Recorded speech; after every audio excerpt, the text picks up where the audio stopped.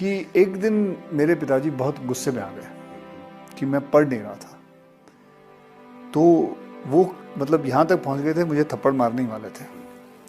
तो थप्पड़ मारने वाले थे और मैं भी बहुत गुस्से में था क्योंकि मेरे मार्क्स बड़े कम आए हुए थे। तो मुझे पूछते हैं कि पढ़ेगा नहीं तो क्या करेगा, जिंदगी में क्या करेगा। सच्ची कह रहा हूँ, ऐसे ही मुंह से निकल गया, मैं हीरो बन जाऊंगा। फिर मुझे भी मतलब डैडी और मैंने बैठ के बात भी की थी इसके बारे में कि यार एक कमाल का भगवान जब बनाता है तो वो आपकी ज़िंदगी कमाल कर देता है। ये बात एक बोलने से ले गई थी बस, वरना आई नेवर मेंट इट। और पढ़ने का ज़्यादा मुझे इतना शौक़ नहीं था, खेल कूद का बहुत शौक़ था। हाँ, वॉलीबॉल खेलता था, क्रिकेट खेलता था, फुटबॉल खेलता था, हॉकी खेलता था। स्पोर्ट्स की कोई भी चीज़ आती थी तो मुझे बहुत शौक़ होता था। पिताजी कभी कभी डांट लगाते थे कि बेटा पढ़ भी लिया करो, तो इतना फिर कहते थे बेटा पढ़ो, इतना तो पढ़ लो कि कम से कम 2 दूनी 4 होता है। अंग्रेज़ी थोड़ी बहुत आनी चाहिए, हिंदी लिखना आना चाहिए, पढ़ना आना चाहिए, मराठी आनी चाहिए, इतना बहुत पढ़ लो। मैं समझ सकता हूँ कि पढ़ने का इतना शौक़ नहीं है क्योंकि कोई बच्चे होते हैं।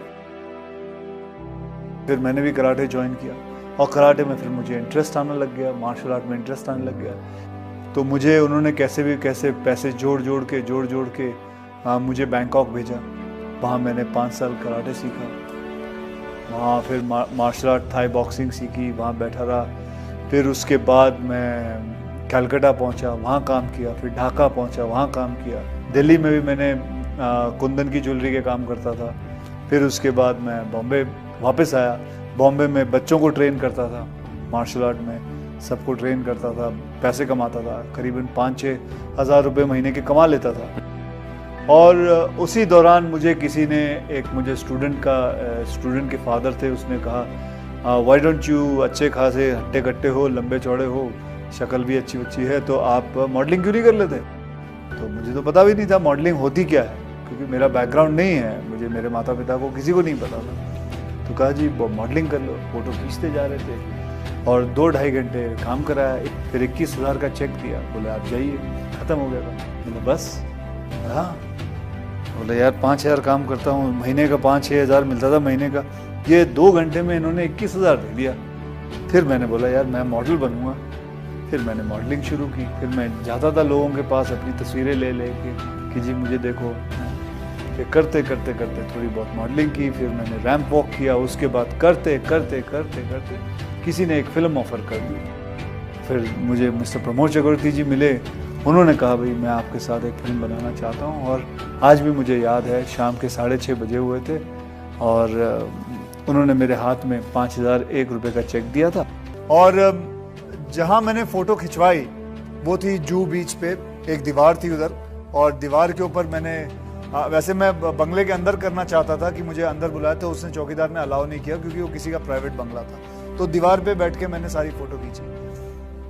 फिर करीबन 15-20 दिन पहले मैं वो फ़ोटो सारी देख रहा था, पुरानी फ़ोटो देख रहा, तो मैं देखा ये तो वही दीवार है जो आज 24 साल बाद मैं उसी बंगले पे जहाँ मुझे अलाउ नहीं किया था शूटिंग करने के लिए, उसी बंगलों पे मैं रह रहा हूँ। हर एक बच्चे के, हर एक लड़के के ज़िंदगी में आता है कि अब मैं क्या करूँ, और उस वक्त वो यही करता है जो उसको नज़र में आता है, जो उसकी समझ में आता है। हमारे यंगस्टर्स के अंदर सेल्फ डिसिप्लिन एक बहुत ज़रूरी चीज़ है। ये होना चाहे लड़का हो या लड़की हो। हर बच्चा कहीं ना कहीं दिमाग से आता है। कोई बच्चा कंप्यूटर पे बहुत अच्छा काम करता है, कोई बच्चा पढ़ाई में बहुत अच्छा होता है, कोई बच्चा साइंस में अच्छा होता है, तो कोई बच्चा मैथमेटिक्स में अच्छा होता है।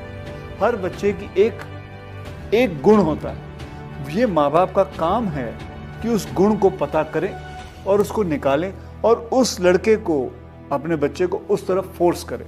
तो मैं समझता हूँ कि हर माँ बाप को ये बात समझनी ज़रूरी है कि आपका बच्चा बनना क्या चाहता है, करना क्या चाहता है।